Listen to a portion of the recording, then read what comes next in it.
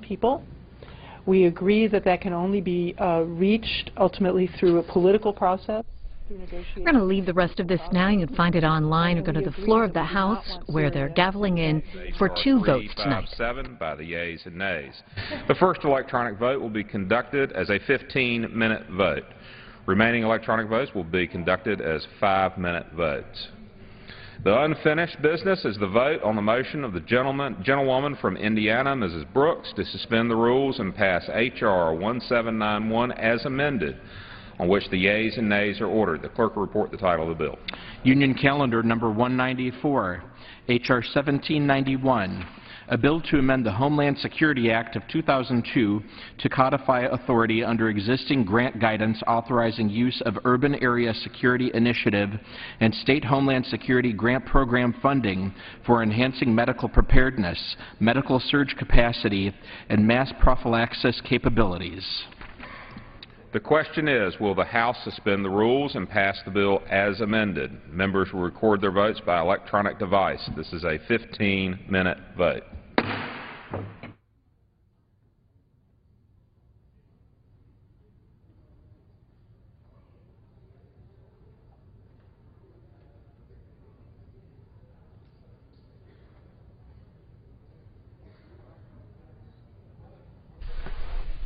And the House gaveling in for 2 votes tonight. Of the 2 bills they're working on today, this one helps state and local authorities prepare for mass casualty disasters. This is a 15 minutes for this vote before they take up the second and final vote of the night dealing with veterans' in-state tuition.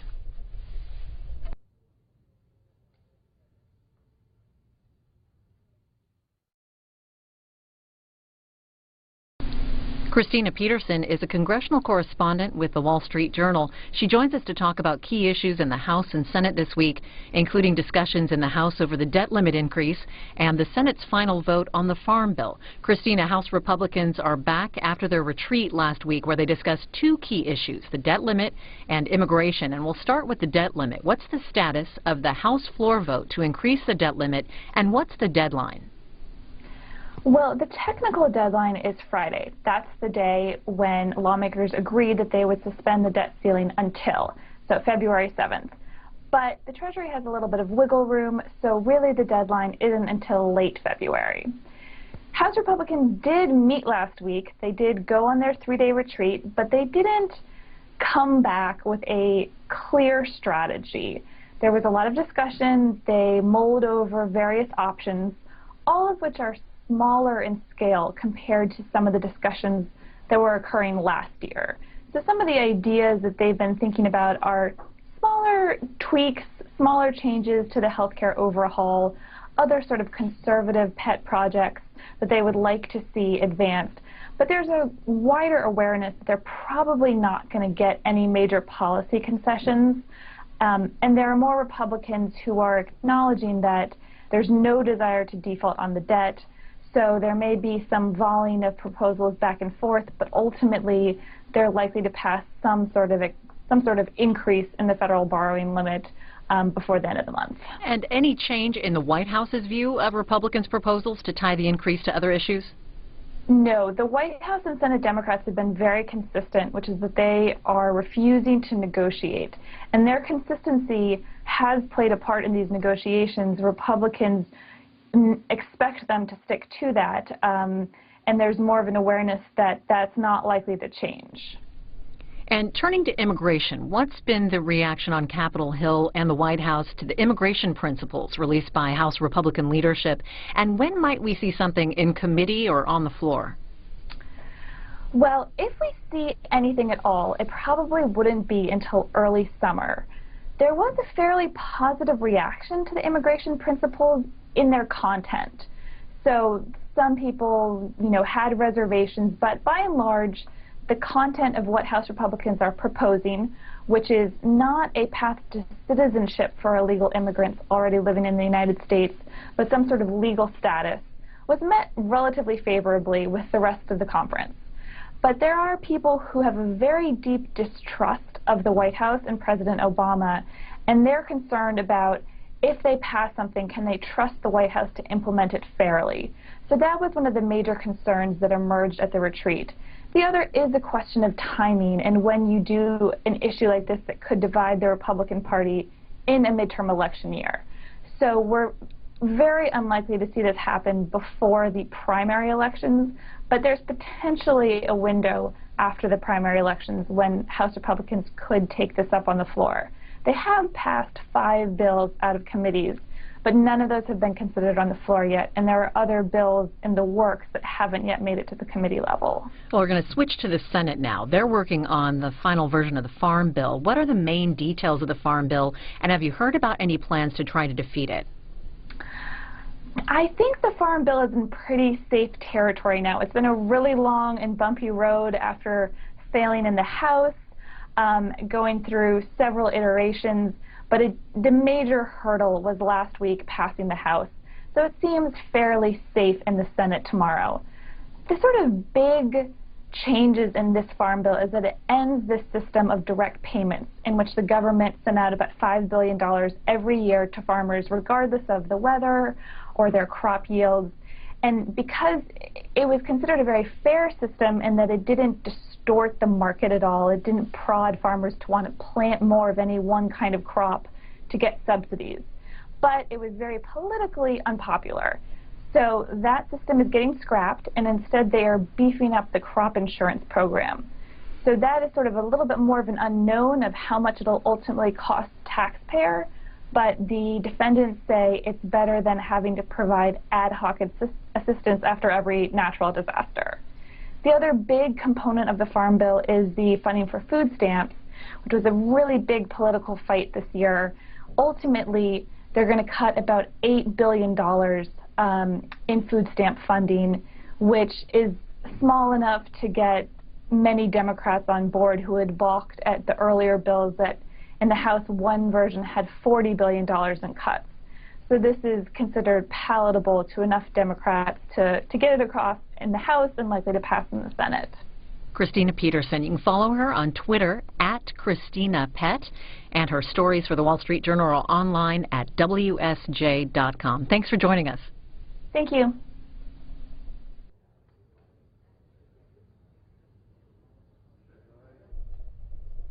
And the House working on 2 bills tonight under suspension of the rules. This is the first vote now, which would help state and local authorities prepare for mass casualty disasters. And then the second and final vote of the night would require colleges to give veterans in-state tuition regardless of their place of residence.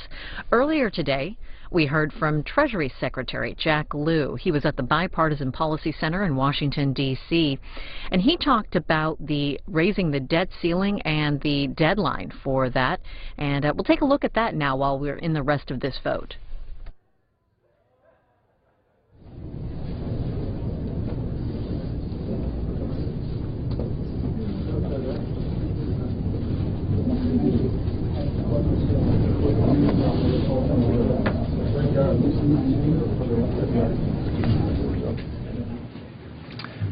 Well, good morning, everybody. I'm Jason Grimay, the president of the Bipartisan Policy Center.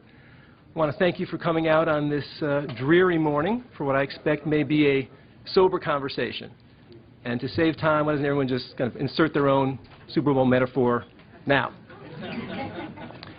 So this morning, it is my great honor and privilege to introduce the country's 76th Treasury Secretary, Mr. Jack Lew. Secretary Lew is a distinguished public servant. He is known as an honest broker and a tough negotiator. A long career in Washington, from working for Tip O'Neill to President Clinton, 2 tours at the Office of Management and Budget, most recently a relaxing year as the President's Chief of Staff. The Secretary has many unique traits, but most disorienting, especially in Washington these days, is that he's liked and respected by just about everybody. Which brings us to today and the discussion of the debt ceiling. For the Bipartisan Policy Center, I must admit that congressional irresponsibility has been a cottage industry, as we have received quite substantial and I would say deserved credit for putting out essentially the same report 6 or 7 times in the last 3 or 4 years. But for just about everybody else in the country, this has become a pretty ridiculous and repetitive wound that we have visited upon our economy. So to help us understand where we are today, the shoals and eddies of the current discussion, it's really a great pleasure, Mr. Secretary, to ask you to say some words.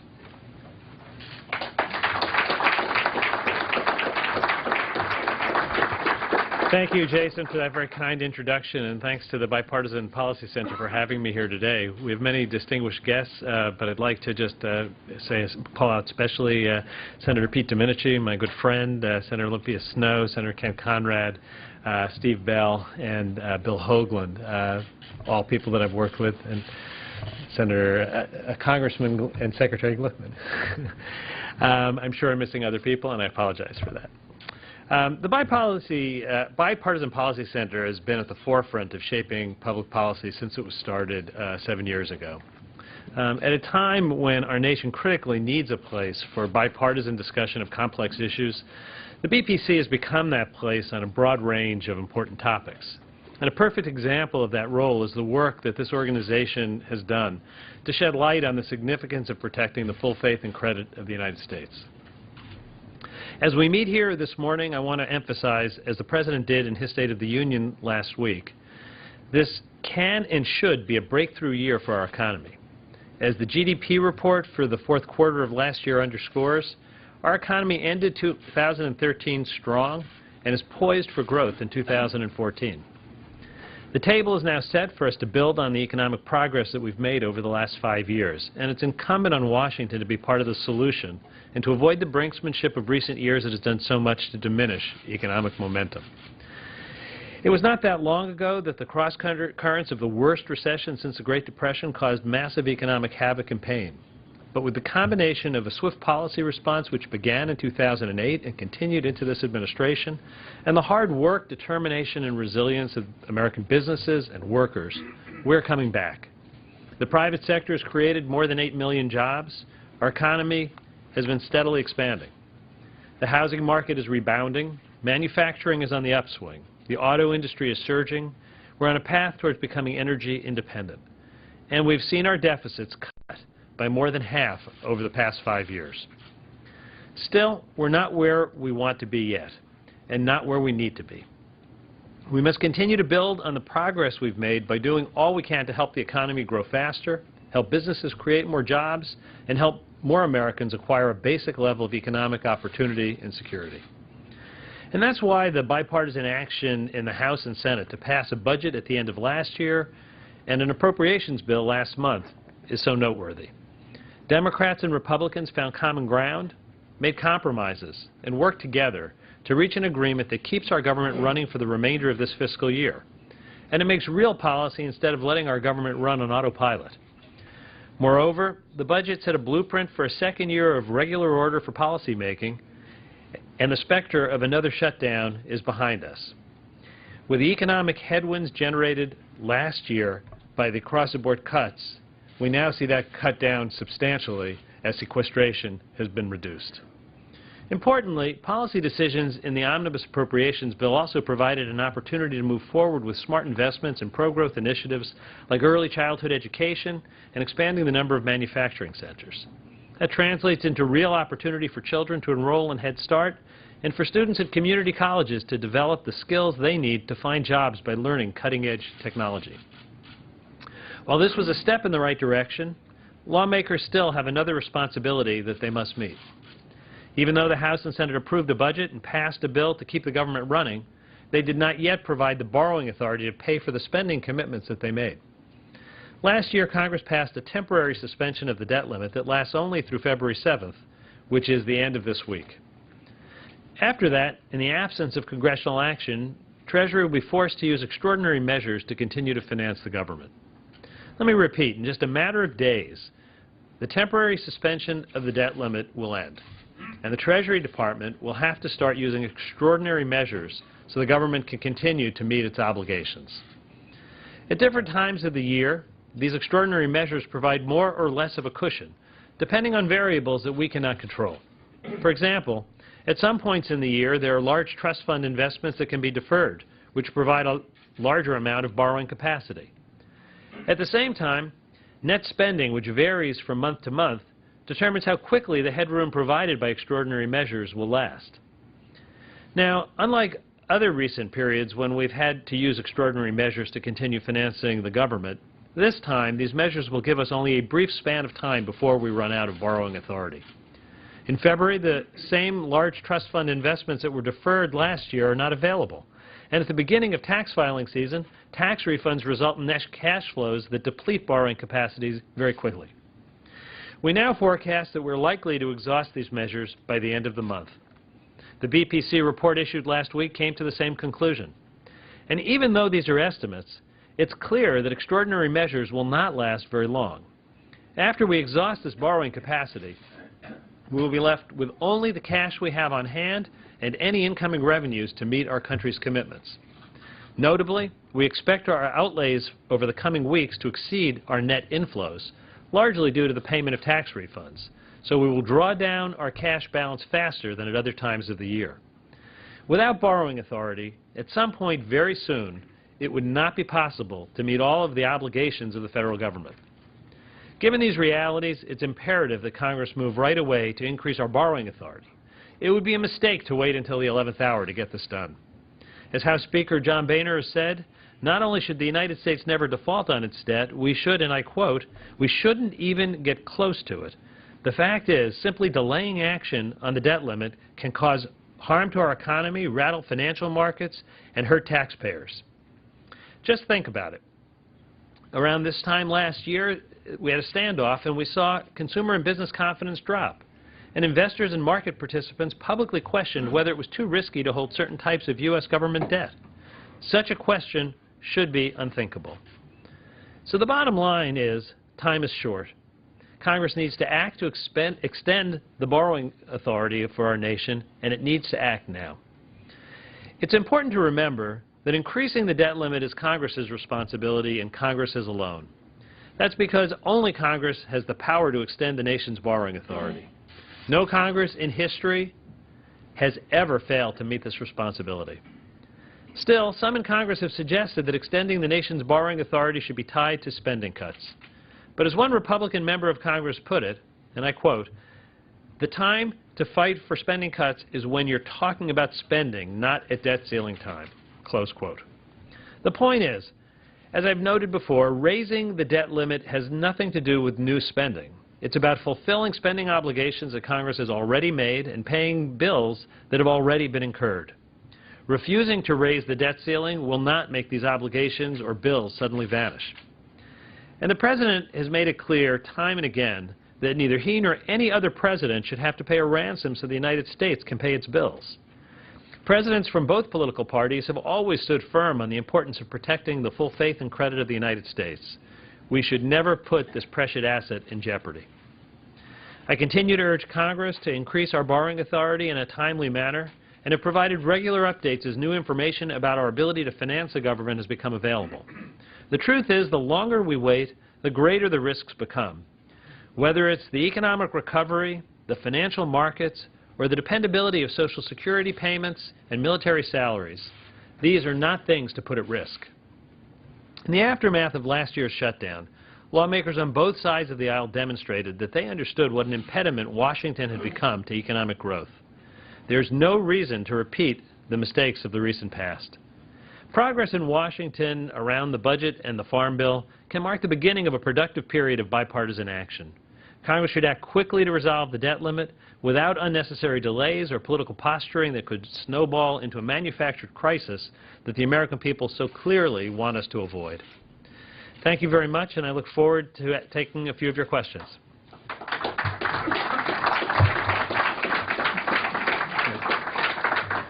All right, we have time for a few questions, and please do introduce yourself when you ask one. Yeah, Senator Conrad. Welcome, Mr. Secretary. Good to have you here. We're so glad you're in that position. The question that comes to mind is, what is the single most important thing Congress could do right now to strengthen the economy and improve job creation? I think that the first thing is just to make sure we don't have a repeat of the kinds of self-inflicted wounds we saw last year. We saw over the last 2 or 3 years the economy picking up momentum, and then things kind of got jammed up in Washington, and we saw confidence go down. We saw the markets become volatile. So the very, very first thing I think Congress could do is just do its business. That's what happened with the budget. That's what happened is happening this week with the Farm Bill. I believe that the debt limit is the last piece there that has to happen in order for people to breathe a little bit of a sigh of relief that we're not going to see the kinds of brinksmanship that cause anxiety, frankly, not just here in the United States, but around the world. You know, moving beyond that, I think there are quite a number of things where there is a bipartisan consensus where Congress could move forward, and it really would help the economy. I believe immigration reform has a bipartisan consensus, and I believe it would very much help our economy. I believe that infrastructure investment is something we badly need for a future that's going to be strong and vibrant, and there's a bipartisan consensus to do that, and I think we can make progress on that. I think skills training is another area where, you know, when you go out and talk to employers in this country, I did it on Friday in Virginia, the question that you get asked, two questions. One is, can we rely on the infrastructure, and can we rely on the fact that there will be generation after generation of workers with the skills we need? So I actually think there's quite a lot that could be done to move the economy forward, and I think that the fourth item is, you know, tax reform. I think there's, at least in business tax reform, a convergence of thinking. So I'm going to continue to be optimistic that there are things that not only Congress could do, but where there's a bipartisan consensus to move things along. Okay. Governor Keating? Mr. Secretary, demographics are destiny, and those of us who served on the Rivlin and Domenici panel here at the BPC, on both sides of the issue, tax policy, regulatory policy, and the like, we're stunned at what's coming. The cliff, once we get over that, it's a chasm in terms of the next 10, 15, 20 years in terms of debt and deficit, in part occasion caused by a very good thing. We're living a lot longer. How do we address that? What are your thoughts about that very serious future challenge in the debt deficit categories? Well, first of all, I think when you look at the demographics in the United States, our demographics are actually much more positive than demographics in other parts of the world. You know, we have more young workers than other countries do. We have the ability to grow, and as I mentioned a moment ago with immigration reform, we have a history of growing our population by being a magnet for people who want a better life and to build our economy. I think when you look at these long-term trends, as the President has said many times, there's a need for bipartisan discussions about how we can deal with some of these tough issues in a balanced, fair way. You know, in the past, that's how we've made progress, whether it was 1983 Social Security reform or 1986 tax reform. It's going to take a bipartisan consensus, which frankly has been a little bit challenging to reach. Now, when you look at the next 10 years, we're on a very good path. We're seeing the deficit drop rapidly. I mean, the statistic I quoted, cutting the deficit in half, is a very significant measure. The first step to dealing with the long term is dealing with the short term, and I think we're on a path towards dealing with the next 10 years. You know, I believe that when the time comes for a bipartisan conversation, we can keep faith to Social Security and keep the program as we know it and keep Medicare so that it's a dependable entitlement for senior citizens. And we can make the kinds of policy that over the long term will make a difference.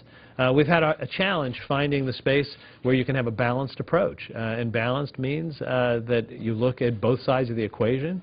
As we've said in our fiscal policy for a number of years, you have to balance revenues and spending, and that's where the difficulty has come in. So I'm not sure this is the year for the long-term fiscal challenge to be dealt with. I actually believe that we've made so much progress in the short and medium term. We have a little time to deal with the longer term.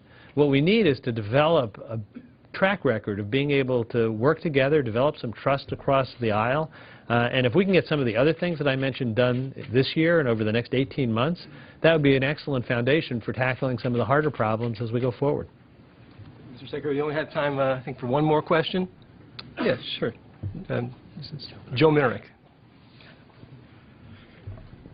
Mr. Secretary, every time we've gone around this bush the last few years, you've always heard the statement, the United States should not default on its debt, but, and then the sentence continues. And usually the condition is there are things that we ought to do and that the debt limit should be a motivator.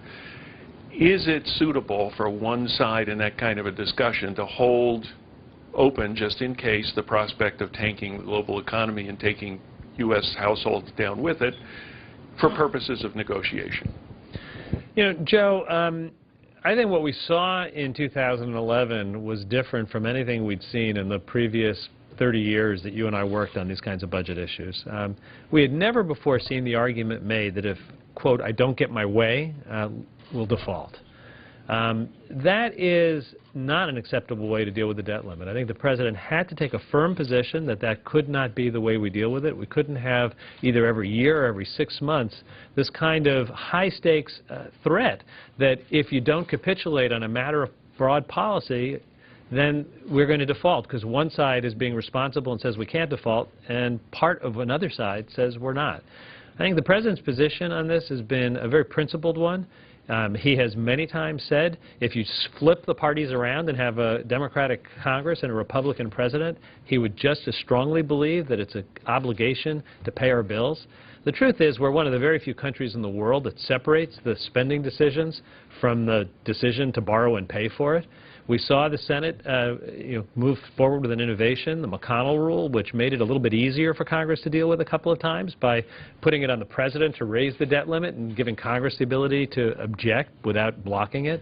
So I think there are ways we can deal with this to give both sides a chance to have their views very much reflected. What we can't do is two-thirds being in the affirmative, the rules are suspended, the bill is passed, and without objection,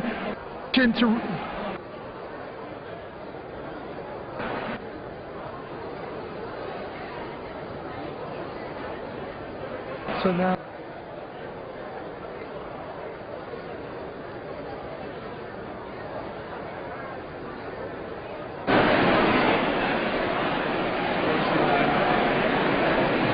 Ms. Pelosi votes aye. Ms. DeLauro.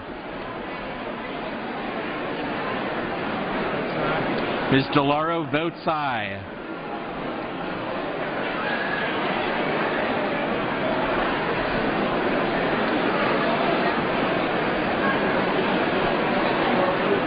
Mr. Carney. Mr. Carney votes aye. Mr. Harper.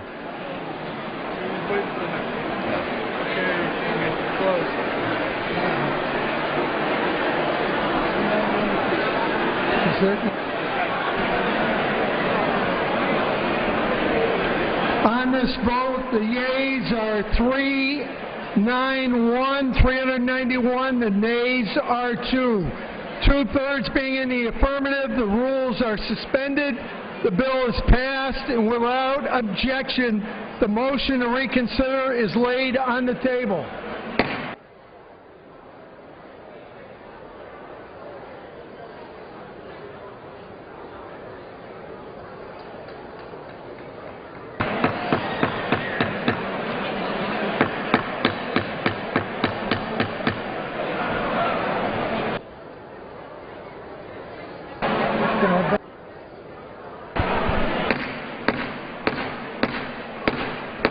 The House will come to order. The House will come to order. The House will come to order.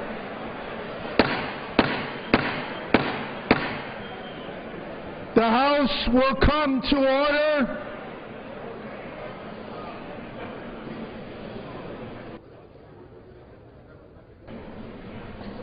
The chair would ask all present to rise for the purpose of a moment of silence. The chair asks that the House now observe a moment of silence in remembrance of our brave men and women in uniform who have given their lives in the service of our nation in Iraq and Afghanistan, and their families, and of all who serve in our armed forces and their families.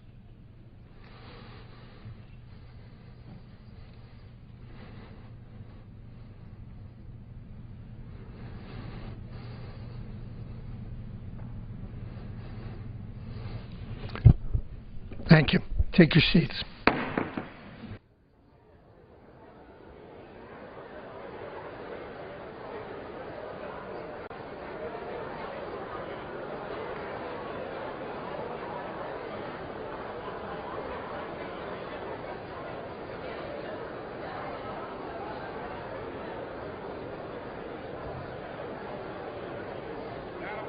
5-minute voting will continue. The unfinished business is the vote on the motion of the gentleman from Florida, Mr. Miller, to suspend the rules and pass H.R. 357 as amended, on which the yeas and nays are ordered.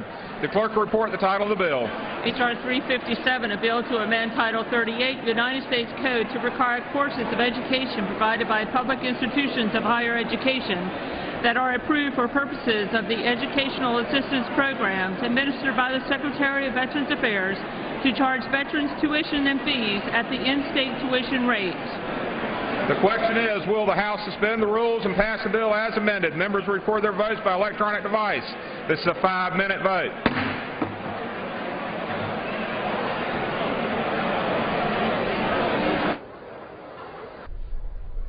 And this was sponsored by Jeff Miller of Florida. He's on the Veterans Affairs Committee. This is H.R. 357, the GI Bill Tuition Fairness Act of 2013. It directs the Veterans Administration to disapprove of courses paid for with the GI Bill at any public colleges or universities that don't give veterans in-state tuition, regardless of the veteran's state of residence.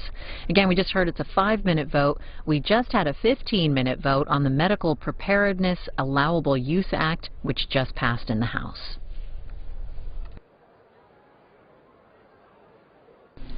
Christina Peterson is a congressional correspondent with the Wall Street Journal. She joins us to talk about key issues in the House and Senate this week, including discussions in the House over the debt limit increase and the Senate's final vote on the Farm Bill. Christina, House Republicans are back after their retreat last week where they discussed two key issues, the debt limit and immigration. And we'll start with the debt limit. What's the status of the House floor vote to increase the debt limit, and what's the deadline?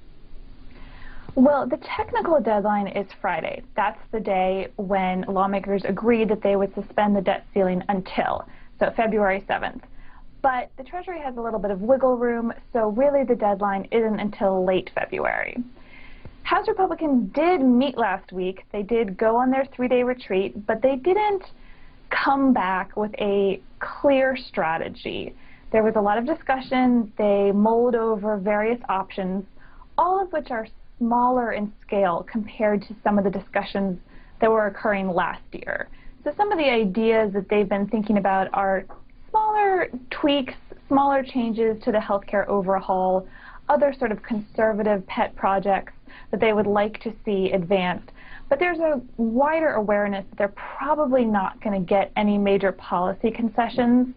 And there are more Republicans who are acknowledging that there's no desire to default on the debt.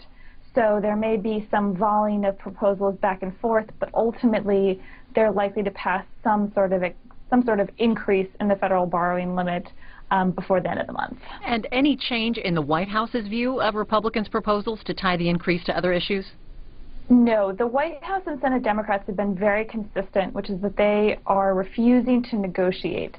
And their consistency has played a part in these negotiations. Republicans expect them to stick to that, and there's more of an awareness that that's not likely to change. And turning to immigration, what's been the reaction on Capitol Hill and the White House to the immigration principles released by House Republican leadership, and when might we see something in committee or on the floor? Well, if we see anything at all, it probably wouldn't be until early summer. There was a fairly positive reaction to the immigration principles in their content. So some people, had reservations, but by and large, the content of what House Republicans are proposing, which is not a path to citizenship for illegal immigrants already living in the United States, but some sort of legal status, was met relatively favorably with the rest of the conference. But there are people who have a very deep distrust of the White House and President Obama, and they're concerned about if they pass something, can they trust the White House to implement it fairly? So that was one of the major concerns that emerged at the retreat. The other is a question of timing and when you do an issue like this that could divide the Republican Party in a midterm election year. So we're very unlikely to see this happen before the primary elections, but there's potentially a window after the primary elections when House Republicans could take this up on the floor. They have passed 5 bills out of committees, but none of those have been considered on the floor yet, and there are other bills in the works that haven't yet made it to the committee level. Well, we're going to switch to the Senate now. They're working on the final version of the Farm Bill. What are the main details of the Farm Bill, and have you heard about any plans to try to defeat it? I think the Farm Bill is in pretty safe territory now. It's been a really long and bumpy road after failing in the House, going through several iterations, but the major hurdle was last week passing the House. So it seems fairly safe in the Senate tomorrow. The sort of big changes in this Farm Bill is that it ends this system of direct payments in which the government sent out about $5 billion every year to farmers regardless of the weather or their crop yields. And because it was considered a very fair system in that it didn't distort the market at all, it didn't prod farmers to want to plant more of any one kind of crop to get subsidies. But it was very politically unpopular. So that system is getting scrapped, and instead they are beefing up the crop insurance program. So that is sort of a little bit more of an unknown of how much it'll ultimately cost the taxpayer, but the defendants say it's better than having to provide ad hoc assistance after every natural disaster. The other big component of the Farm Bill is the funding for food stamps, which was a really big political fight this year. Ultimately, they're going to cut about $8 billion in food stamp funding, which is small enough to get many Democrats on board who had balked at the earlier bills that in the House one version had $40 billion in cuts. So this is considered palatable to enough Democrats to get it across in the House and likely to pass in the Senate. Christina Peterson. You can follow her on Twitter @ChristinaPet, and her stories for the Wall Street Journal are online at WSJ.com. Thanks for joining us. Thank you.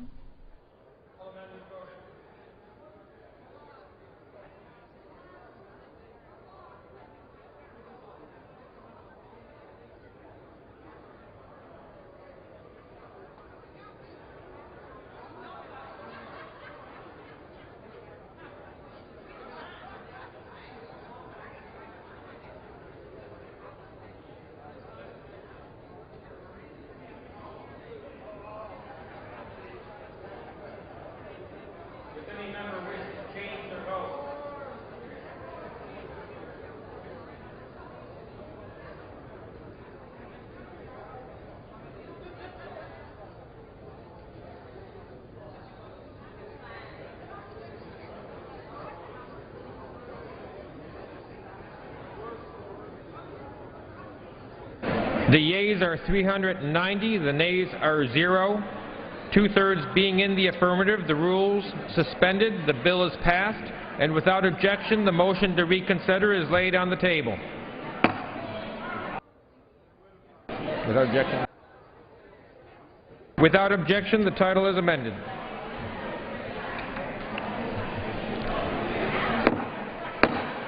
The House will be in order.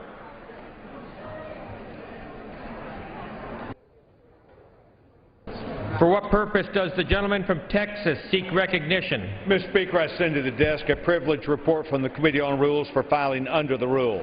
The clerk will report the title. Report to accompany House Resolution 470, resolution providing for consideration of the bill H.R. 3590 to protect and enhance opportunities for recreational hunting, fishing, and shooting, and for other purposes. Referred to the House calendar and ordered printed.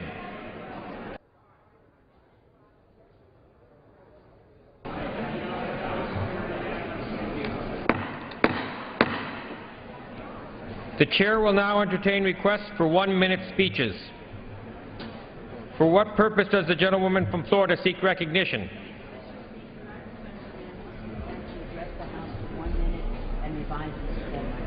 Without objection, the gentlewoman is recognized for 1 minute. Thank you very much, Mr. Speaker. To the sound of cracking claws, Joe Stone Crab, a famous and especially delicious South Beach institution, has made its debut here in the nation's capital. Over 100 years ago, in 1913, Joe and Jenny Weiss started a lunch stand on Miami Beach that has become a South Florida icon as recognizable as South Beach, Little Havana, or the Everglades. Many families view the opportunity to dig into a plate of Joe's stone crab as a special treat, especially because they have to save up their money for a while in order to get to Joe's. South Floridians are proud to support Joe's because even after 100 years, it is still a family-owned business, one that treats their nearly 400 employees like they are part of that family. So to all of my congressional colleagues, if you cannot make it down to my sunny and warm Miami Congressional District to try these delicious stone crabs, at least you have the opportunity to get a taste of what you are missing in our tropical paradise through a brand new Joe's in downtown Miami. In downtown D.C., come and enjoy what South Florida has to offer. Thank you. Can I get a... For what purpose does the gentleman from Washington arise?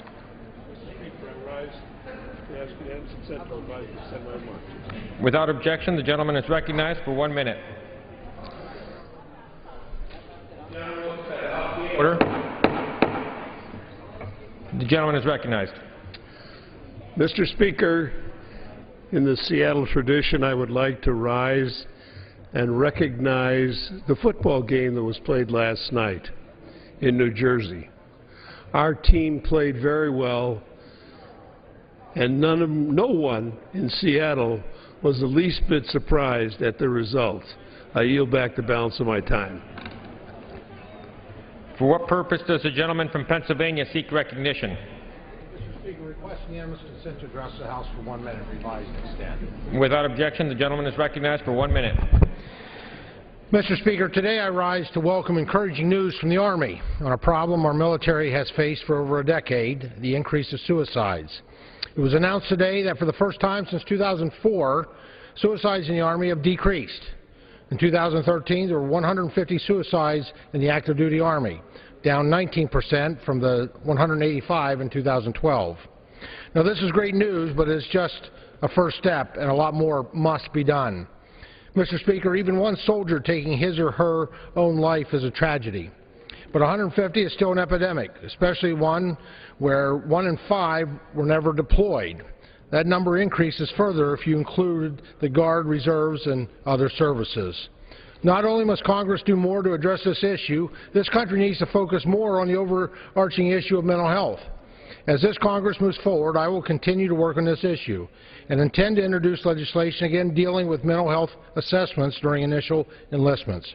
We must keep faith in a promise to take care of these individuals who have stepped forward to serve our nation. I yield back. For what purpose does the gentlelady from Texas seek recognition? Speaker, I ask to address the House. Ask unanimous consent to address the House for 1 minute. Without objection, the gentlelady is recognized for 1 minute. Thank you, Mr. Speaker. I'd like to take this opportunity to congratulate United States Attorney General Eric Holder and President Obama for joining with voices, particularly those of the House Judiciary Committee, Republicans and Democrats, and acknowledging that the United States comprises only 5% of the world's population, but we incarcerate almost a quarter of the world's prisoners. While the entire U.S. population has increased about 1/3 over the last 30 years, the federal prison population has increased at a staggering rate of 800%, currently totaling nearly 216,000 inmates, currently operates at a 33% overcapacity. 1/2 of those federal prison populations are drug offenses. While some of them are truly dangerous persons, as Deputy Attorney General Cole said, many of them are first-timers and possession only that wound up under federal laws, the crack cocaine laws, in the federal system.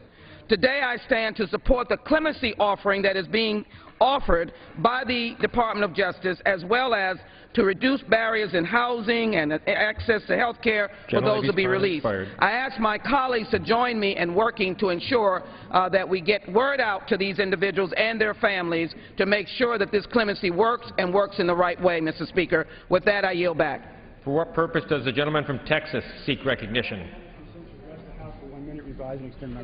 Without objection, the gentleman is recognized for 1 minute.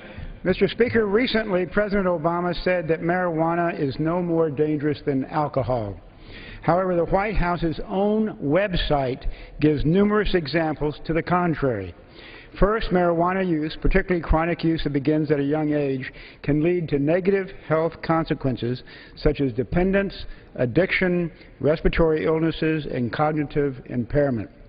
Second, marijuana is not a benign drug, and that it is the second leading substance for which people receive drug treatment. Third, in the past 20 years, marijuana potency has tripled, leading to serious public health concerns. Fourth, long-term use, particularly in adolescence, may be linked with lower IQ later in life. Mr. Speaker, comparing marijuana to alcohol, as the President did, will only encourage its use and endanger the health of many Americans. For what purpose does the gentleman from Texas seek recognition? Thank you, Mr. Speaker. I ask unanimous consent to address the House for 1 minute and to revise and extend my remarks. Without objection, the gentleman is recognized for 1 minute. Thank you, Mr. Speaker. Mr. Speaker, in my continuing efforts to highlight parts of the 23rd District, I rise today to talk about one of the jewels of the 23rd, Castroville, where Texas meets France. One of several settlements founded by Henry Castro in 1844, the Alsatian culture there is still evident. And most people don't know that it was the first county seat of Medina County, serving until 1893. The population in the 2010 census was only 2,680 people. It's a small town very near a big city, 25 miles west of San Antonio. 97 historical buildings in the town. It's a great place for a walking tour. And if you're looking for recreation or relaxation, there are few places better than Castroville, where the Medina River meanders through town, the Medina River that was once the border between Texas and Mexico.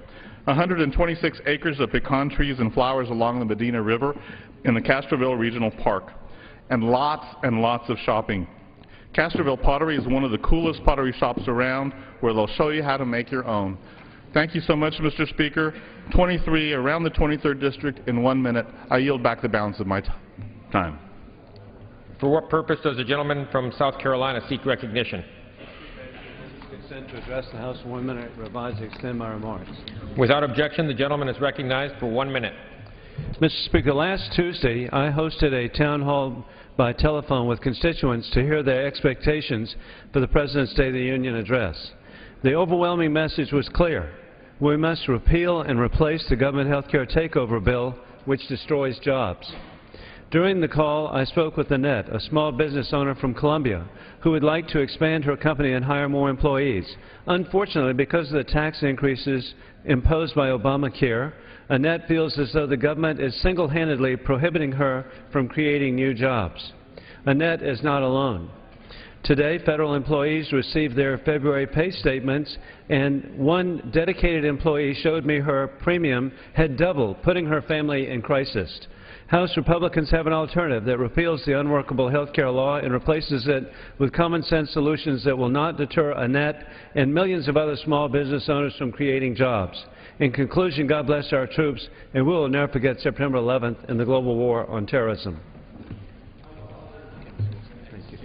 For what purpose does the gentleman from Virginia seek recognition?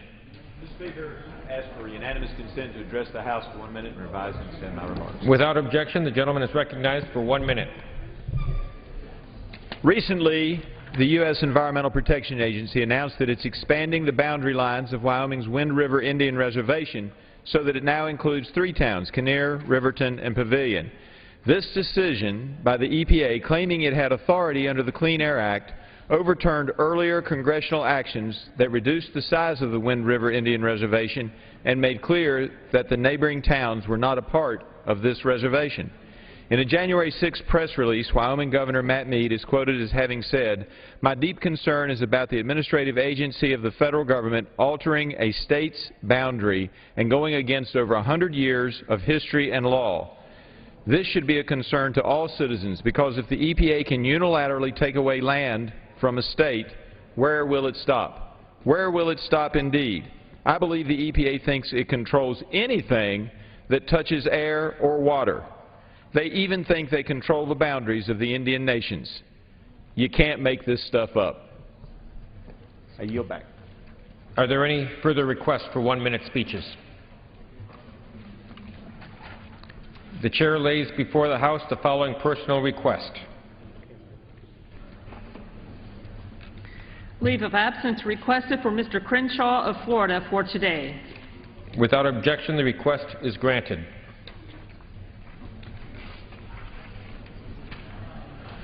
Under the Speaker's announced policy of January 3, 2013, the gentlewoman from Minnesota, Mrs. Bachmann, is recognized for 60 minutes as the designee of the Majority Leader.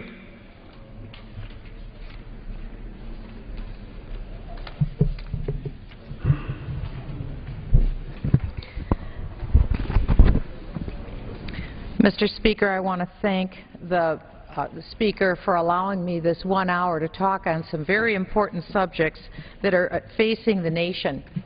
We deal with economic issues, we deal with the health care crisis in our country, and Americans right now who, as they are watching us on this floor this evening, wonder if they'll have a job tomorrow.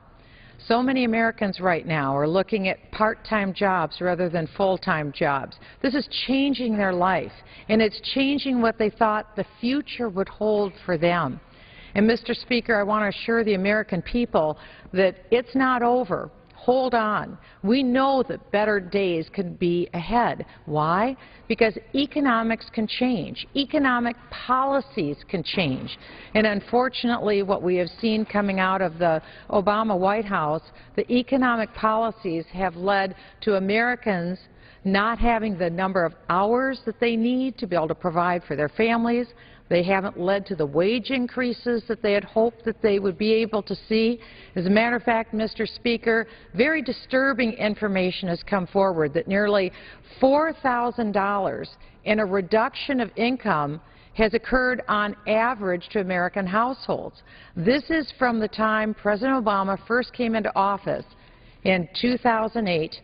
The average median household income was something like almost $4,000 more in 2007 than it is today in 2014.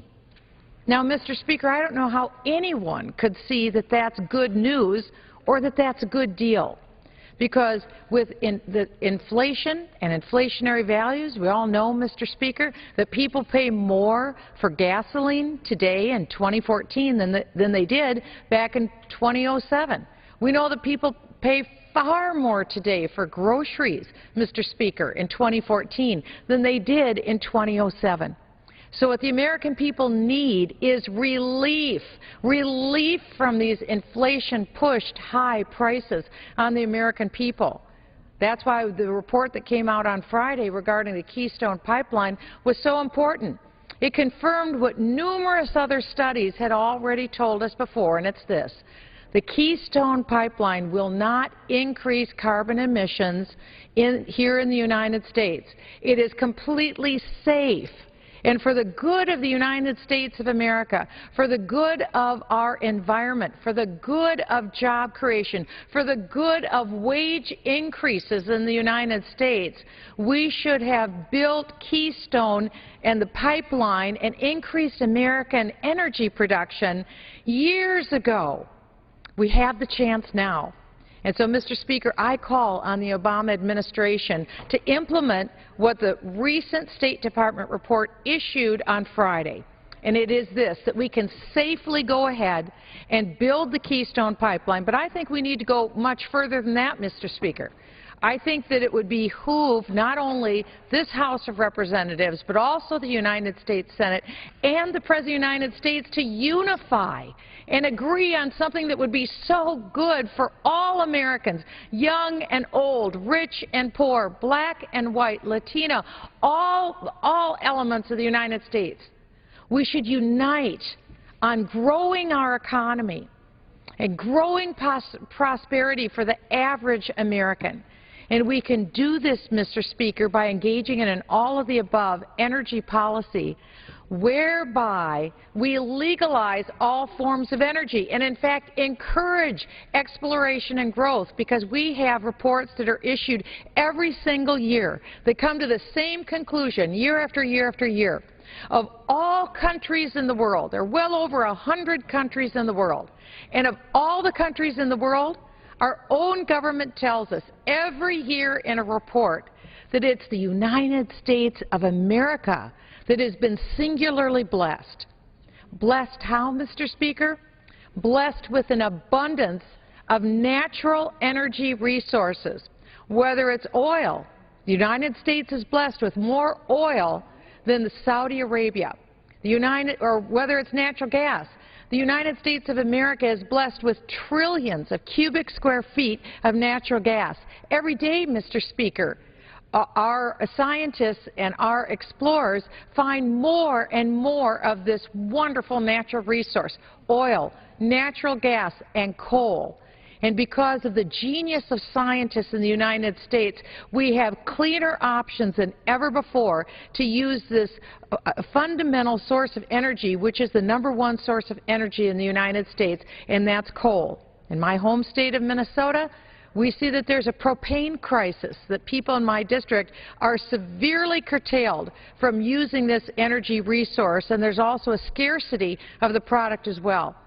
I spoke with one individual today on the plane when I was coming in who told me he was so happy his mother locked in at about $1.30 a gallon on propane. And he said there's reports that propane could go up to over $6 a gallon, perhaps even $7, before the harshest winter in decades in Minnesota and over other parts of America as well is over. Let's help the American people's lives, Mr. Speaker. Let's not make life more difficult for the average American. Let's make life better. And we can do that very simply by engaging in an all-of-the-above American energy strategy whereby literally millions of high-paying jobs would come online. And so rather than, when President Obama came into office, we've seen the average median household income go down, not freeze or stay the same, but actually go down by nearly $4,000. And in fact, the average median income of the average American, they now see that their income is 8% less today than it was 7 years ago. Rather than that being our story, let's change the narrative, Mr. Speaker. Let's change it for a positive, happy ending for the American people, so that when they go to their local gas station, rather than gas being in excess of $3 a gallon, or in some parts of this country over $4 a gallon, let's bring that price down, Mr. Speaker, so that it could be $2 a gallon again. I know that's entirely possible and within our grasp. But what would be even better is to see the average American's income, including senior citizens on fixed income, to see their incomes go up, their rate of return on their savings, the rate of return on their dividends, their investment that they've tied up. After a lifetime of labor, after a lifetime of doing the right thing, taking their hard-earned money, putting it into savings, putting it into investments, putting it into, for many Americans, what is their #1 investment, which is their home, seeing Americans' home values rise. Why? Because of having a go-go economy, a growth-based economy, an economy that's growing because rather than being a consumer of energy from foreign nations, we are instead the world's leading supplier of energy resources across the rest of the world. I know this is possible, Mr. Speaker, and I know that we can unify on this issue. Not only fossil fuels, Mr. Speaker, but also nuclear reactors. Just this last week, I spoke with an individual who is an expert in the field of nuclear reactors. You know, before in the United States, we relied on large nuclear reactors. In my home state of Minnesota, Mr. Speaker, we have 2 nuclear reactors in our state that supply somewhere between 20 and 25% of all the electricity needs in Minnesota. We are grateful that we have these 2 reactors that provide emission-free power in our state. But we have a new generation of nuclear reactors that could come online and be available for people all across the United States. Think in a rural area where perhaps it's just a few thousand people who perhaps wouldn't have access to nuclear-generated energy, could have access to new, small nuclear modules that are effectively able to be put in very unique locations, completely safe, almost waste-free. This new generation of nuclear reactors, in my opinion, should be studied and put online in the near future so that we could have yet one more tool in America's energy toolkit. And a matter of fact, the United States could be, again, the leading supplier of this newest generation of modular nuclear reactors to be used and deployed across the world, where they are safe, where they can't be compromised, and where very, very little nuclear waste comes forward. You see, it's exciting, Mr. Speaker, to look at the future. Whereas so many of my constituents that I speak to today are worried and nervous about the future. They literally tell me, Congresswoman, I have no idea if my children will be as well off in their future as I am today. Every generation of Americans has been hopeful and optimistic, Mr. Speaker, because they've assumed and taken for granted that their children would be better off economically than they are today. That's all of our hopes. I know I feel that for my biological children. That is my hope and my prayer for our foster children. We want every generation to not only have what we had, but to exceed it and shoot for the stars with their ambition and their goals and their dreams and their plans. Isn't that America? Isn't that what defines us? To build the next generation of the next mousetrap, to benefit not only us, not only our children, but to benefit and lift up those among us in the United States who seek to move up the next economic ladder. You see, that's what can happen with innovation. Pull out a smartphone if you have a smartphone, and you think of what was available to only the wealthiest among us. You now see in the hands of people at the bottom level of the economic ladder. And yet, how much improved are our lives because we have smartphones today that are available to us. Think of the application, the apps, if you will, that are on smartphones, and how those apps can be used to increase productivity in the United States, can be used, for instance, on health care to connect us more quickly with a doctor or a nurse or a pharmacy so we can realize the requirements that we need to become healthier individuals. There's so many great innovations that are just waiting around the corner. If we only legalize them, and if we only open them up, and if we reject this very heavy hand of government that wants to bureaucratize nearly every element of our lives and cause different aspects of our lives to be far more expensive, have less of an ability to access the newest innovations. Instead, we in the United States need to be what we were for the first several hundred years of our existence, and it's this: nimble. Nimble and able to capitalize on the intellect, the raw ideas, the talent that are in the United States. Legal immigration has benefited this country immeasurably, and we embrace with both arms legal immigration and all that has meant for our country. These are just a few of the things that we have to be hopeful about and optimistic about as we go forward in our country. But there's other issues as well besides economics that we are grappling with here in the United States. One of those deals with foreign policy. Another deals with national security. Another deals with how the United States is viewed across the world. I've spent time with my colleagues, many of whom this last week were across the world, trying to meet with world leaders and find out what the concerns are, how we in the United States can advance our mutual interests. I was privileged to be able to go on a fact-finding trip recently with one of my Democrat colleagues, wonderful man from Rhode Island, Representative Jim Langevin. Jim is a quadriplegic, and he and I had the privilege of traveling both to Australia and to New Zealand, where we met with our counterparts and also where we could talk about mutual areas where we could work together. We see the rise in Asia of a new and aggressive China, a China who, for all practical purposes, has been engaging in what some would call cyber espionage and cyber warfare against nations all across the world, not just the United States, but against many nations.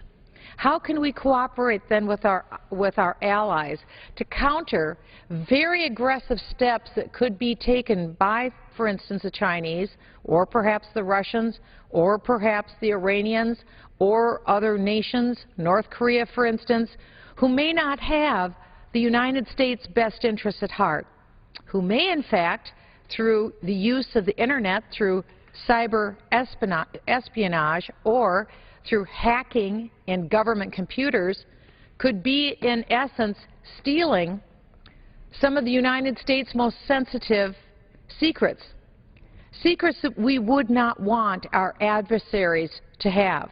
This is a very real issue, Mr. Speaker, and one that needs to be addressed.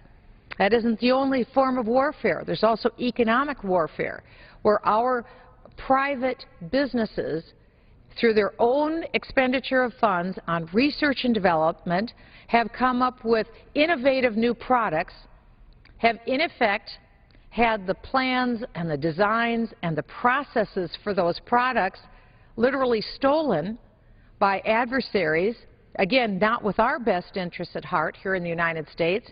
That information has been taken, and in some cases, we are told, a country like China has built a factory in China or in some other location where all they had to do was steal the raw data from an American company, and they could go to work once they had that intellectual property and put to work perhaps a new line of paint, perhaps a new product that was being made in the United States and now is being made more cheaply in China and is undercutting the patents and the protections and the intellectual property that we have in the United States. You see, Mr. Speaker, it's a brave new world that we live in, and that's why national security matters, and it's why foreign policy matters, and it's why this last weekend at the Munich conference, it was very important that we in the United States listen to and pay attention to what it is we're hearing from our foreign partners in the world. We have to recognize the reality of our world. Not everyone has America's best interests at heart. Not all foreign powers want to make sure that it's America's children who will grow up to be the economic and military powerhouse leaders of the world. You see, many foreign nations would like to see the United States cut down, reduced down, so that we are no longer an economic leader or a military leader. I believe that the United States has been a strong partner of keeping peace across the world for decades. We're not a perfect country. We haven't done everything right. We get that. We recognize that. But I believe that our world has been better off when the United States has been that economic leader and that military leader. If the United States isn't the leader in the world, who should it be? What would peace be like in the world if Vladimir Putin and the Russian government was the leader holding together world powers? Just imagine for a moment what that would be like. Or imagine, Mr. Speaker, what would it be like if China was the leader holding together world powers? We know what they've done before by stealing secrets from our government, stealing secrets from private industry. We know what that has done. What would that be if China was the leading military or economic superpower? We can't think that this is some far-off future scenario that could never happen. We need to open our eyes. And I think one place that we can open our eyes is listening to what foreign leaders are telling us. And what some of my colleagues have told me even as recently as today, from some of their travels, foreign travels across the world, is that they've never heard before foreign leaders say to them what they are saying now. And foreign leaders are saying, look, we don't get the United States anymore. We don't understand your foreign policy. We don't understand your national security, because we don't understand who the friends are of the United States are anymore. We don't understand who your adversaries are anymore. In fact, we can receive communications from the State Department or the Defense Department or an intelligence department, and we can get 3 different pictures of the same scenario. Which one should we believe? There's a problem. And we didn't hear this just once. We've heard this from multiple regions in the world and from multiple world leaders who are scratching their heads, even including former Polish President Lech Walesa, who had said the United States is no longer the political and moral power in the world. And you see, Mr. Speaker, other nations across the world want the United States, a responsible holder of power, to maintain that sense of decency and rule of law and adherence to a common goal of mankind, to prefer peace over war. Sometimes the United States has had to go to war. We've had to go to war in order to stand face-to-face and toe-to-toe with some of the most maniacal dictators that have ever been known in human history. That would include a Stalin of Russia. That would include Mao Zedong of China. And that would include an Adolf Hitler of Germany. These maniacal rulers have served to hurt the chances for peace in the world, and yet it's the United States that has chosen to put on the line treasure and blood time after time after time.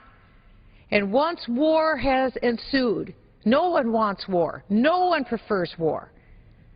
But once that has ensued, it's the United States, through the Marshall Plan, that did, in fact, rebuild Europe and feed millions who were starving. And it was the United States, after World War II, after the dropping of the bombs in Japan, that went in and helped to rebuild that war-torn country.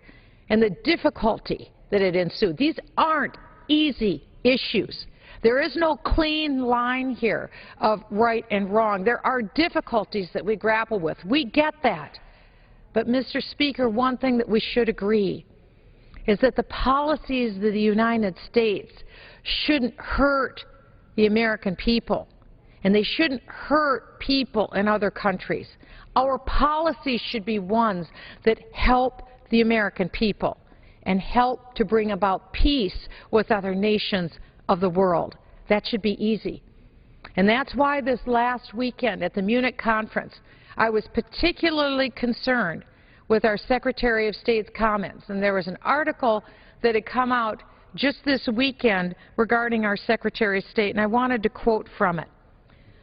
I wanted to be able to speak a little bit also about some other issues that have been in the news. The American people continue to ask me about Benghazi. When are we ever going to get the truth about Benghazi? And just over a week ago, there was an article by the second-in-command in Benghazi who wanted to straighten up the facts and put his view on paper. That's all very interesting. We want to be able to have time to talk about that, but I think it's also very important that we talk about and listen to America's greatest ally in the world. And there's an ally that felt very disrespected and even used the word offended after comments that were made at the Munich conference this week by our Secretary of State. Now, in deference to our Secretary of State, follow-up responses have been that he didn't mean to say what was reported in the media. But I think it's very important that we look at our ally, and this is Israel, and what Israel's response is. And again, I think, Mr. Speaker, we need to look at the context of the remarks that were made by our Secretary of State. Because you see, if you speak with the Prime Minister of Israel, Benjamin Netanyahu, as I have done numerous times in the last few months, and if you speak to the Foreign Minister of Israel, as I have been privileged to do, the Defense Secretary in Israel, as I've been privileged to do, to the Intelligence Secretary in Israel, as I have been privileged to do. They have been very strong and united in their view of the greatest existential threat that Israel faces today. And that threat isn't new. It is one that Israel has faced for the last recent years, and it's this. It is Iran with a nuclear weapon, because Iran has stated unequivocally, once they gain access to a nuclear weapon and potentially the missile means to deliver that weapon, they've announced they will use that weapon against Israel. Again, Israel being about the size of New Jersey, the largest city, Tel Aviv, and the surrounding area provides employment to approximately 80% of the Israeli population. So it doesn't take a lot of imagination, Mr. Speaker, to see that it may be the game plan of a nuclear weaponized Iran to drop a nuclear weapon on Tel Aviv and effectively wipe out the Jewish state of Israel in one fell swoop. And if that would happen, Mr. Speaker, we should not kid ourselves. That capability and capacity, I believe, could just as easily be used against our Western partners and allies in the European region, could be used against Australia, our great ally and friend, and also against New Zealand, our great ally and friend. And God forbid, Mr. Speaker, it could even be used here in the United States of America. The rhetoric that has come out of Iran is nothing less than outrageous but intentional. Intentional that the regime has stated they haven't deviated one iota from their nuclear goals and ambitions. Not one iota. What would that mean for the world if Iran obtains a nuclear weapon? You see, this is a very dangerous, dangerous game that we are playing with Iran. I absolutely disagree, fundamentally, with the President's decision under P5+1 agreement to allow Iran to continue to spin centrifuges and continue to enrich uranium, which could be used as the fuel for a nuclear weapon. Iran has not complied with the UN resolutions. Not at all. They have not. What's different today under the P5+1? Not much, I would submit. And so you see, Mr. Speaker, the worst nightmare for Israel has been realized in that exactly when Iran was being squeezed with economic sanctions, when they were in a position where they were starting to yell, ouch, that's exactly when the United States and the P5+1 pulled back the pressure and allowed Iran to have some breathing space to the tune of billions of dollars of access to grow and prop up Iran's failing economy. This was not the time to give balance to Iran. This was the time to demand cooperation from Iran. And so what is happening now is that we see people from all over the world, China, Russia, various nations are all buying plane tickets to run to Tehran to conduct economic deals. Because you see, under the previous sanctions regime, nations were prevented from constructing economic deals because it would help build up Iran. Now it is an open court press to engage with economic commerce with Iran. That's building up Iran. And it's causing Iran to have less incentive to come to the table and stop their program of enriching uranium, of spinning centrifuges, and they are not in any way dismantling their current nuclear program. As Prime Minister Netanyahu said, it is his worst day in 10 years. He said this is the deal of the century of Iran. Why is it that we would fail to listen to our #1 ally in the world, Israel, on this topic of a nuclear weaponized Iran? Why wouldn't we listen to them? Why wouldn't we listen to their concerns? Why Israel, which is far more vulnerable to Iran with a nuclear weapon, wouldn't we take those concerns into account? Well, I think that it's revealing what happened this last weekend at the Munich conference. Because you see, Mr. Speaker, one government minister in Israel called Secretary of State Kerry's statements offensive. At the conference, Secretary said, and I quote from the article that was published this weekend, this is Secretary of State Kerry speaking now. You see, for Israel, there's an increasing delegitimization campaign that has been building up. In other words, there's an effort to delegitimize Israel. People are very sensitive to it. There are talks of boycotts and other kinds of things. Are we all going to be better off with all of that? The intelligence minister, Steinitz, in Israel, yesterday morning said, Israel cannot be pressured to negotiate with a gun against its head. In other words, economic boycotts from the European Union, from sanctions, and also from divestment campaigns. Now let's just think about this for a moment. Boycotts, boycotting Israel's products.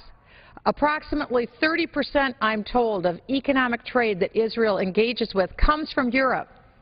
If there is a boycott that comes from the EU, this will severely handicap Israel's economy. And yet it seems that Secretary of State Kerry was threatening Israel with an economic boycott. What about sanctions? Sanctions? Isn't it the mother of all ironies that sanctions, by agreement of the United States, have been lifted from what arguably is the United States' greatest adversary, a nuclear weaponized Iran, and also Israel's greatest adversary, a nuclear weaponized Iran? We would lift sanctions, ironically, against a rogue regime with announced intentions to annihilate peoples across the world, the Jewish state of Israel, the United States of America, the Jewish state of Israel being the little Satan, the United States of America being denominated the great Satan. So we would lift sanctions on this maniacal nation, a nuclear Iran, and yet we would threaten sanctions or the possibility of sanctions from the EU against America's greatest ally, Israel? Isn't that one of the most severe ironies of all time? This being the greatest existential threat to the world? Iran with a nuclear weapon? How could it be that our Secretary of State would bring this up to the world at the Munich conference this last weekend? The specter of a boycott against Israel, sanctions against Israel, and the potential of a divestment campaign analogous to South Africa, which actually engaged in apartheid. And yet in Israel, what is the so-called apartheid? When the Palestinians can work in the state of Israel. Palestinians are allowed to live in the Jewish state of Israel. There is an effort of coexistence from the Jewish state of Israel. And yet, what has the Palestinian Authority done? They have thumbed their nose at the Oslo Accords. They have thumbed their nose. Have they fulfilled the Oslo Accords, the requirements on the Palestinians? No, they have not. What did Israel do? Israel took land in the Gaza area, which is on the Mediterranean Sea. They withdrew Israeli settlers from Gaza and gave the land over to the Palestinian Authority in exchange for peace. What sort of peace did Israel realize by actually giving up that land to the Palestinian Authority? They were met with rockets fired in the region near Beersheba and Sderot. Those areas continue to have thousands of rockets pointed at them. Who, I ask, Mr. Speaker, is the aggressor in this situation? Who, I ask, Mr. Speaker, should be the one to receive economic boycotts or sanctions or divestment? Would it be Israel, which is not being the aggressor with rockets against Gaza, or should it be Gaza? You see, these rockets are hidden in neighborhoods. They're hidden in nursing homes by the Palestinians. They are hidden in areas where civilians are kept. And these rockets are not fired at military targets, Mr. Speaker, by the Palestinians. They are specifically targeted at elementary schools, at nursing homes in Israel, and at innocent human life. Think of this. And our Secretary of State this weekend, in effect, threatened Israel with boycotts, economic sanctions, and divestment.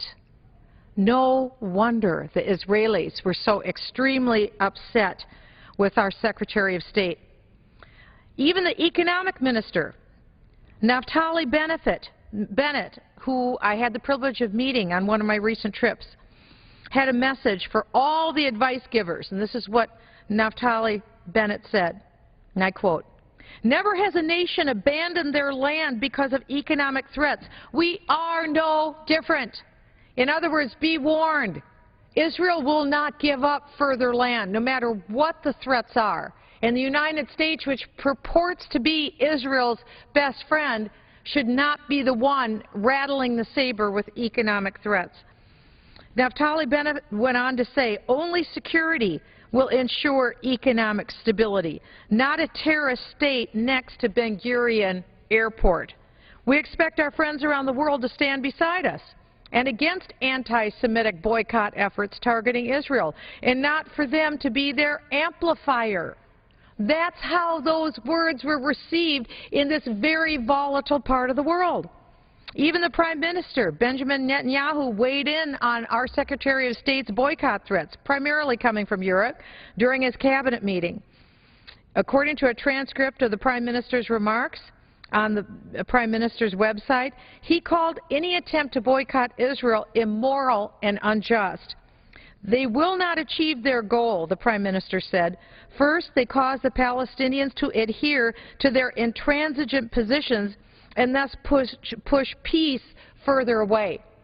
You see, these are not big asks for reasonable people to consider. You see, the Palestinian Authority is being asked to recognize the right to exist for the Jewish state of Israel. The right to exist. They don't even want to accept that the Jewish state of Israel has the right to exist. That's number one. Number two, does the Jewish state of Israel have the right to defend herself from aggression? They won't even admit that she has the right to defend herself from aggression. Maybe it would help if Hamas, which is the ruling authority over Gaza, maybe it would help if they remove Article 7 from their charter, which calls for the annihilation of the Jewish people, the extermination of the Jewish people. There isn't much difference between the call in the Hamas charter, which is the final solution, the riddance of the Jewish people in the Jewish state of Israel. There isn't much difference between that and what a maniacal leader tried to accomplish during World War II. And yet, these same terrorists are being given deference in the Palestinian-Israeli negotiations. It is bizarre to think that the United States and the policy of the United States since 2008 has included calling on Israel to retreat and give up even more land to the Palestinians, which have repeatedly called for the annihilation of the Jewish state, It's amazing that the United States and our president has called on Israel to withdraw to the pre-1967 borders, which would be a suicide mission. You see, Mr. Speaker, I have been to Israel. I have literally stood in an apartment building where I can look out the front window of the apartment and see the Mediterranean Sea and the border of Israel on the west, and look out in the window in the rear of the apartment and see Israel's border on the east with the Golan Heights, about a 9-mile width. What country could defend itself, especially when the call is that the Palestinian Authority seeks to unite both the area of Judea, Samaria, with Gaza, and they want a highway to do that. In other words, Israel is being called upon to cut herself in two. If she cuts herself in two, just like any human body, she couldn't go on. She couldn't survive. She couldn't live. And so these requests that are coming, in fact, these demands that are coming from the Palestinian Authority should be shut down by the United States of America. That's where the delegitimization should come, Mr. Speaker, not delegitimizing Israel because she has a goal of the existence of the Jewish state. Shouldn't Israel have that right to continue and preserve itself as the Jewish state of Israel? Isn't that a worthy goal? Shouldn't we agree with that? Why should we be undercutting that goal when the so-called partner in peace, the Palestinian Authority, is unwilling to even work with step one? I understand the response from leaders in Israel this weekend. I understand it because in effect what they are saying is they no longer recognize the United States of America as its friend. And isn't it interesting, Mr. Speaker, that parallels what many members of Congress have been hearing from various leaders across the world. We no longer recognize the United States of America. We no longer recognize your foreign policy. And behind closed doors, they're telling us they want us to succeed. They want us to remain the world superpower because we provide literally defense across the world to keep world order. And if we're not here as a force for good, then what? Then who? Then what is the next step? So you see, these are not comments made by our ally Israel, and those leaders without cause and without reason. The Prime Minister said they will not achieve their goal, meaning the boycott and the sanctions and the divestment. First, they cause the Palestinians to adhere to their intransigent positions and thus push peace further away. True. Second, no pressure will cause me to concede the vital interests of the State of Israel, especially the security of Israel's citizens. Make no mistake about it. Israel won't give up. Israel's going to stand. Israel's going to be there. So the last nation to put roadblocks in Israel's way should be the United States of America. Quote, Secretary Kerry has a proud record of 3 decades of steadfast support of Israel's security. That is the statement that was released. But Secretary's words don't add up. At the conference, Kerry said of the Israel-Palestinian conflict, today's status quo absolutely, to a certainty, I promise you, 100% cannot be maintained. It's not sustainable. It's illusory. There's a momentary prosperity. There's a momentary peace. In other words, Secretary Kerry is putting pressure on Israel to make a change, and to make a change so whereby putting her sovereignty on the line. And the question is, will the United States continue to press Israel to withdraw from Judea and Samaria, the biblical homeland of the Jewish state of Israel? Now I ask you, Mr. Speaker, why in the world would the United States ask Israel to withdraw from the very location where, according to biblical and Torah documents, that the Jewish state of Israel was begun, where Abraham, the originator of the Jewish state of Israel, where the Jewish people had their origin. Why would Judea and Samaria be that area that is the area that we would expect would be given back to the Palestinian Authority, when there's been virtually continuous presence of the Jewish people in that region, albeit to varying degrees? I had the privilege of standing at Shiloh, or what some people pronounce Shiloh, where the tent of meeting was moved in the interim period between the first temple period and the second temple period on the Temple Mount in Jerusalem. The temple was in a tent at Shiloh. And there are artifacts yet today that are being found, shards of pottery that prove that this location in Judea, Samaria, was where the Jewish people had their most holy site, where the Holy of Holies, the Ark of the Covenant, was kept with the tents built around, where worship was conducted for over 350 years by the Jewish people. And yet the Jewish people are told they have to leave that land, the land of their origins, the land of worship for over 3,500 years. They have to leave? It's incredulous. It's impossible. It will never be. And one thing that needs to be understood, Mr. Speaker, is the tenacity and determination and decision of the Jewish people. You see, Mr. Speaker, they have given up before.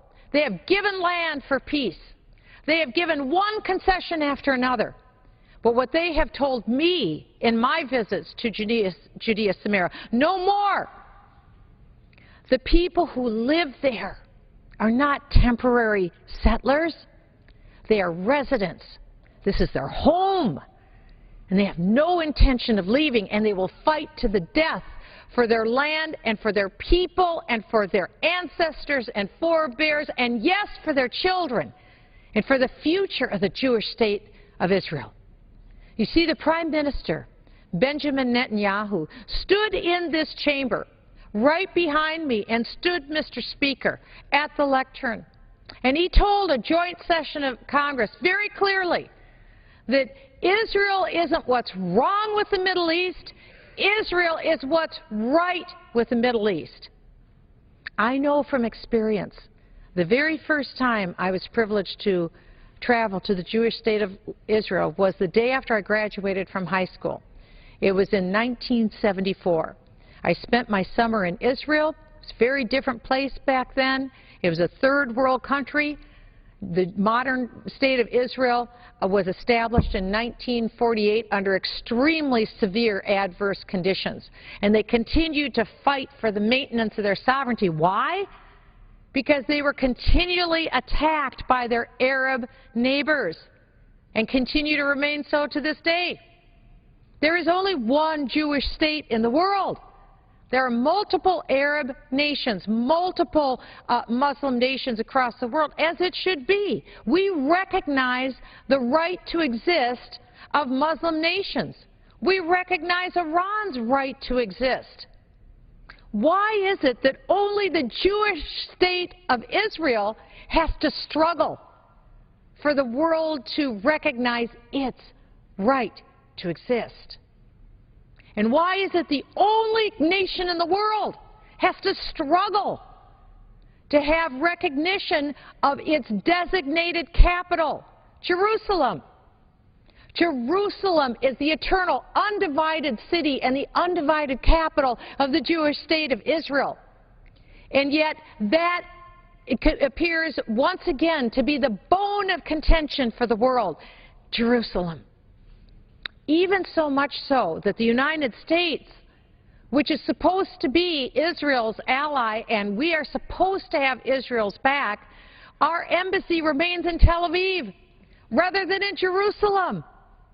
There are efforts to have our embassy moved, and I call upon our government, Mr. Speaker, I call upon our President to demonstrate to Israel that we do have your back. We are your greatest ally, and have the United States move our embassy into Jerusalem and do it in a fortnight, and make it happen, and show the world that we literally do have their back.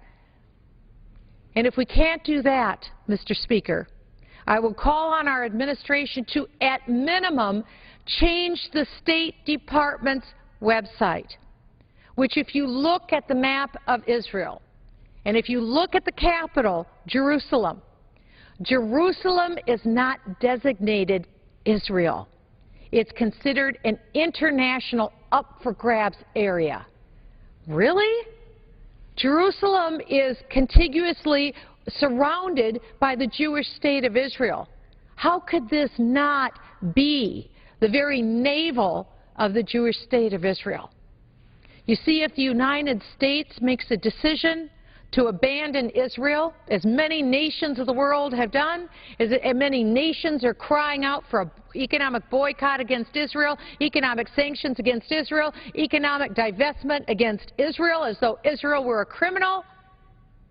If the United States, Mr. Speaker, chooses to join that extremely misguided, wrong-headed, void of all facts thinking, then I make a prediction, Mr. Speaker, that the United States will be adversely affected economically, and I believe that we could see adversity militarily against the United States as well. There's always been one great defender of the Jewish state and of the Jewish people. And that defender has been listed throughout antiquity. And Israel has had her back held by a force stronger than the United States. That strong right arm will remain for Israel. That defender will remain. But the question is, what will be the destiny of the United States? Will our destiny be one of blessing, or will our destiny be one of adversity? I think we need to be very clear and very careful in how we deal with the Jewish state of Israel. Israel must never be betrayed, and the United States must not put pressure on the Jewish state of Israel. Mr. Speaker, I'd like to go over just a brief timeline that I put together of Jewish and Israeli concessions and foreign demands that have been put on the Jewish state of Israel. You can go back to 1917 with the Balfour Declaration. Go back to 1920. There were Arab attacks on peaceful Jewish settlements in the northern part of the British-controlled Palestine, where 7 Jews were killed. The British military administration urged the disbanding of the Zionist Commission, created to assist the British authorities in giving effect to the Balfour Declaration, promising the upbuilding of a Jewish national home in Palestine. The British military administration was replaced by a League of Nations mandate. It was Israel that was betrayed. In 1921, anti-Jewish riots occurred in Jaffa on the Mediterranean, orchestrated by the British-installed Mufti of Jerusalem, by the head of the Muslim community. They took the lives of 43 Jews in that effort in 1921. The British temporarily suspended Jewish immigration into Israel. In 1922, Britain removed all of Palestine east of the Jordan. 78% of Palestine was removed from the territory of the League of Nations Mandate for Palestine and transferred power to Emir Abdullah, who established the emirate later called Transjordan. In 1929, a campaign of false rumor and propaganda orchestrated by the Mufti of Jerusalem, Haj Amin el-Husseini, alleged that Jews demonstrated at the Western Wall to curse Muhammad. Never happened. That mosques have been attacked by Jews. Never happened. And that others would soon be attacked. A massive anti-Jewish pogrom convulsed Palestine, in which 133 Jews were murdered by Arab mobs. The British suppressed the assaults. They killed 110 Palestinian Arabs. The British Shaw Commission ignored evidence of the Mufti's orchestration of the violence and recommended reducing Jewish immigration and blamed the Jews for the murderous violence against them. In 1939, a commission that investigated the Arab revolt recommended creating a Jewish state in 20% of the British mandate, with 80% of the mandate to be placed under Arab control and incorporated into the Transjordan. The Arab world rejected that. In other words, a Palestinian homeland, rejected it, and the Arab revolt continued. In 1939, the St. James Conference was attended by Zionist and Palestinian Arab leadership. Again, the Arab parties refused to sit in the same room with the Zionist representatives. No solution was reached. A paper was written for further Jewish immigration would have to be dependent upon Arab approval. In 1947, the United Nations proposed partitioning the British mandate. The plan was accepted by the Zionist movement. It was rejected by all Arab parties. And again, 6,000 Jews, 1% of the Israeli population, were killed in a war in May of 1948 when Israel declared herself the Jewish state. That was her entree into statehood and sovereignty.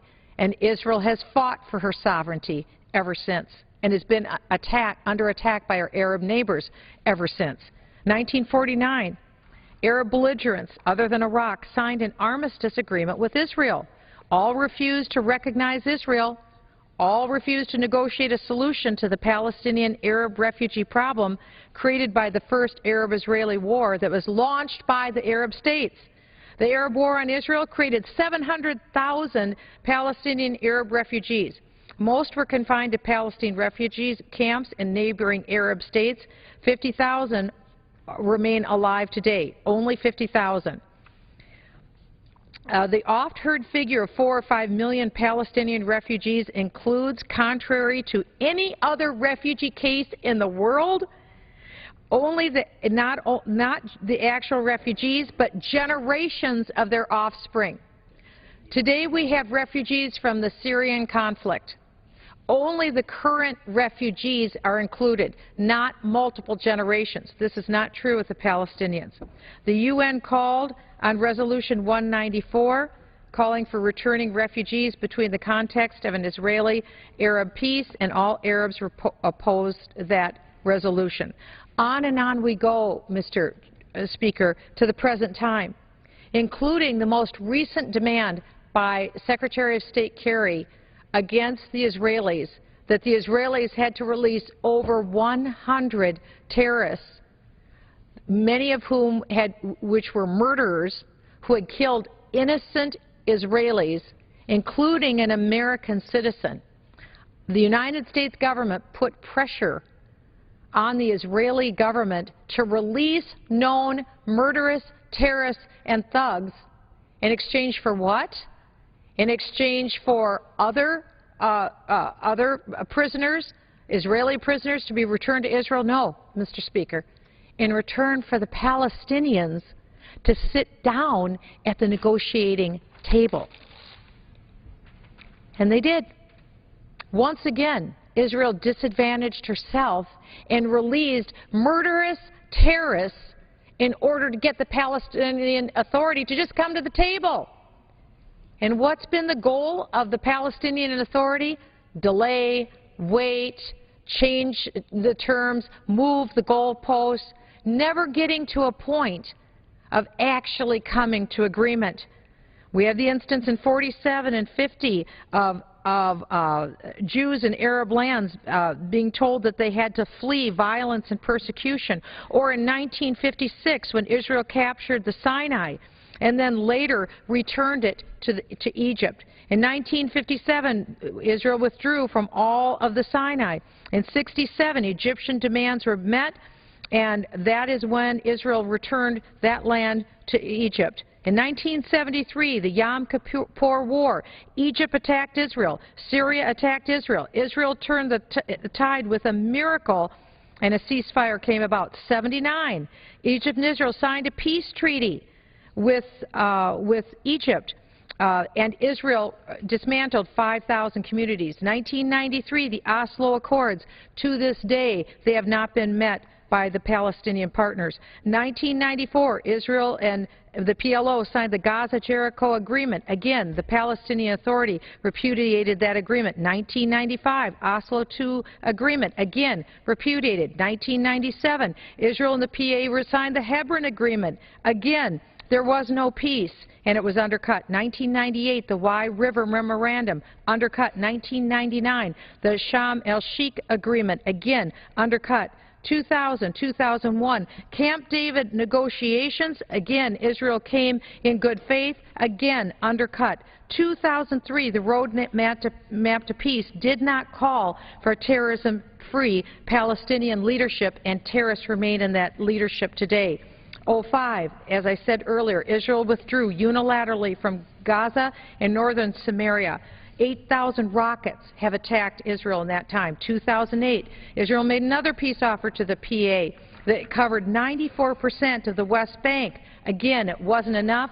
The PA wouldn't accept the offer and made no counteroffer. You see, the PA is unwilling to say yes. That's why this last weekend was so important, Mr. Speaker, and why the Secretary of State Kerry's words fell on incredulous ears. And in spite of the nuclear agreement with Iran, and now with the words that were said this last weekend, we need to make it unmistakable. Time has expired. I, as a member of Congress, stand with Israel, as do my colleagues on both sides of the aisle, and I yield back. Under the Speaker's announced policy of January 3, 2013, the gentlewoman from Ohio, Ms. Beatty, is recognized for 6